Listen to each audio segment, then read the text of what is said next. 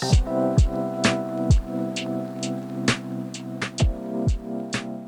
everyone, it's Volksgeist, and let's talk about Slowthai. Because I would bet you probably recognize at least one or two Slowthai songs. From his lopsided and aggressive vocal delivery to his politically charged lyrics to his backstory and diverse musical catalog, Slowthai is one of the most popular and promising UK rappers alive today. Against all odds, his gritty depictions of English life have achieved great popularity in the greater hip-hop community outside of England as well. Something not many English rappers have been able to achieve. So where does Slowthai come from? How does he tell such alluring stories, and what can we learn from his perspectives as he's rapidly risen the ranks of the music industry over the last few years? This is the Rise of Slowthai.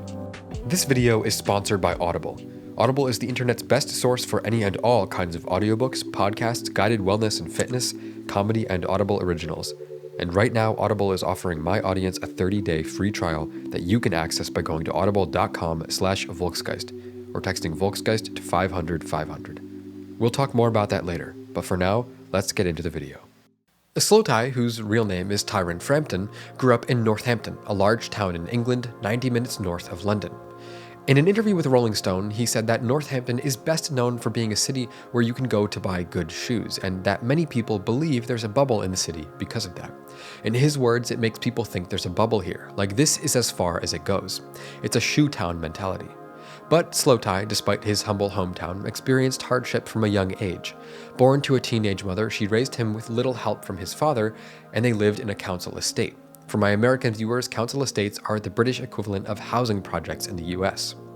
When he was 6 years old, his mom had another son, Michael John, but he was born with muscular dystrophy and only lived to be a year old. The song Feel Away with James Blake and Mount Kimby, released about 6 months ago, was dedicated to Michael John.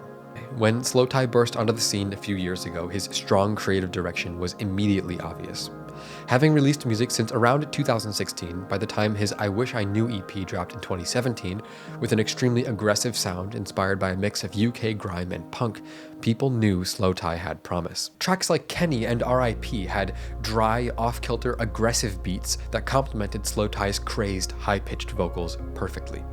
In a 2018 interview with Vice, Slowthai gave a pretty long list of clues to help decode where his musical style comes from. In a 2018 interview with Vice, Slowthai gave a pretty long list of clues to help decode where he gets some of his musical style. Daniel Johnston was one big influence he mentioned, an outsider musician from California known for the childlike, bizarre qualities of his music. He also mentioned a love for Elliott Smith and Space Ghost Perp. Slowthai also told the interviewer that one of the first songs he remembers hearing is DMX's Damien.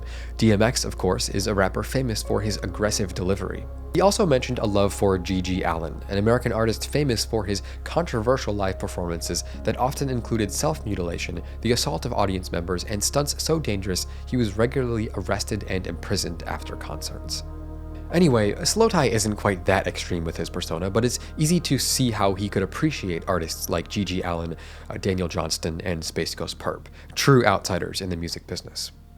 Now, Slowthai is a rapper with a pretty significant level of popularity. He's won awards, collabed with A-list musicians, and some of his songs have tens of millions of streams. And he didn't achieve that by being some sort of, true obscure outsider, but Slowthai does experiment heavily with his vocals and aesthetics. His trademark vocals are raw, off-kilter, aggressive, chaotic. It's a one-of-a-kind voice in British hip-hop, and maybe I'd even say hip-hop as a whole.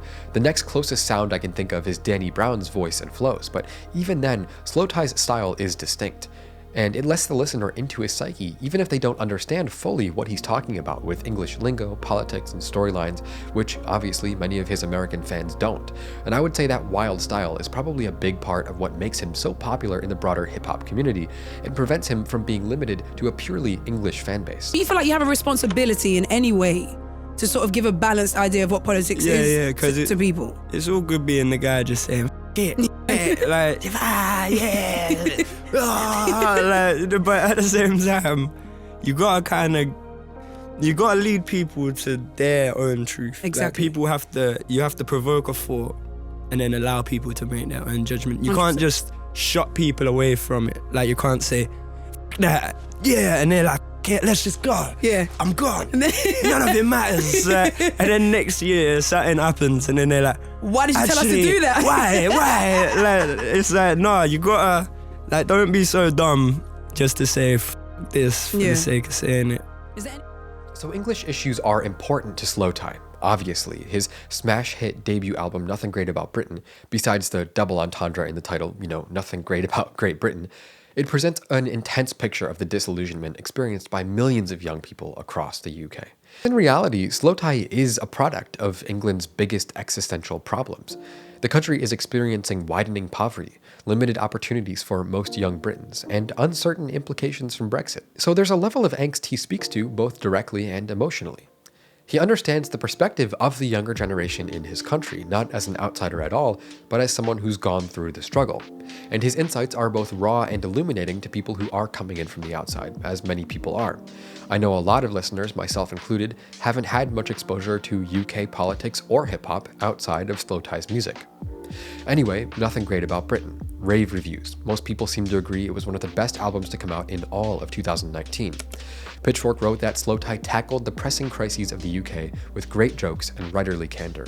And while the album was supposed to release alongside Brexit, one of the most important events in recent British history, Brexit was delayed, but Slowthai dropped the album anyway.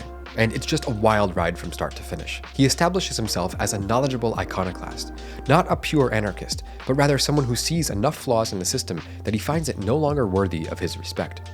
He's an outsider in his own country, a country that presents itself as posh, presentable, beautiful, and wealthy, while hiding a secret that looks like him and his life. Notably, he addresses the Queen of England and tells her that he'll respect her if she respects him, before calling her a cunt. Overall, though, his outlook on life in the UK isn't so bad. This is what he said to The Guardian. Frampton may spend most of his time in London with his girlfriend, but his hometown's NN postcode is tattooed on his finger, and it's just as indelible in his music. The album cover, in which he poses naked in a set of medieval stocks, was shot on the Spring Burrows estate, where he lived as a baby. The album title, he says, isn't quite as damning as it seems. I love this country, but I feel like we're losing sight of who actually holds the power and what makes us great.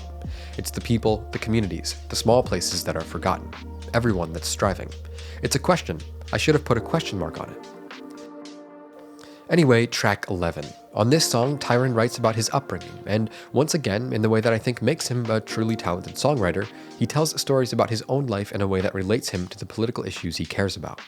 It's personal, relatable, and inspiring. He's gritty and raw too, and I think that combination is what makes him a truly special musician.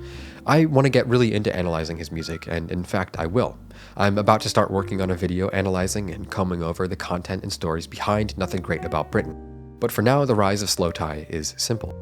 He's a rapper who's been able to harness his own experiences, broadly relate them to those of his generation and country, and make some damn good music while doing it.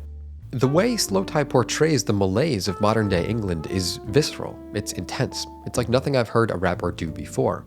I feel like I understand the feeling of his hometown in a meaningful way. So Nothing Great About Britain is an amazingly produced, very well-written album that sets Slowthai up for a prosperous career. His sophomore album just dropped as well, and it also received positive reviews. Even if critics thought he was going in a different direction, it was more than welcome. So for now, I leave you at this. Slowthai is a bright, promising young rapper who's only just started to get the attention he deserves. In a way, I think his consciously unconscious rapping is putting him on the path to being a true hip-hop legend in a few years if he keeps it up. So leave a comment which of his records you want me to analyze first. Nothing Great About Britain or his sophomore record, Tyron. And, as always, this has been Volksgeist. Thank you for watching. So back to that sponsor. I only like to accept sponsorships from companies that I think offer a genuinely useful product. That's why the list of companies I work with has always been small. And that's also why I'm really happy to work with Audible, because I use their service a lot and I think there's a lot of value in it. So here's what Audible is all about. First of all, they don't just offer audiobooks. Audible features spoken word, comedy, podcasts, theater, guided fitness, and wellness programs. You get 1 credit per month for any audiobook in their catalog, and their catalog is massive. From comedy, romance, suspense, and true crime to history, science fiction, and fantasy, there's something for everyone on Audible. And there are thousands of titles that don't require credits to enjoy in the Plus catalog as well. I think Audible is a genuinely useful product. If you're cooking, working, exercising, going for a walk, or just relaxing, it's honestly nice to be able to listen to a book or a podcast through Audible while you're doing it. And Audible's catalog is full of books that can genuinely enrich your life by telling fascinating stories or helping you learn something new. It can be a great tool for feeling more inspired and in touch with the world around you, and that's why I'm happy to promote Audible to my viewers. So if you're interested in a 30-day free trial with Audible, click the link below, go to audible.com/Volksgeist or text Volksgeist to 500-500. Clicking the link really helps out my channel.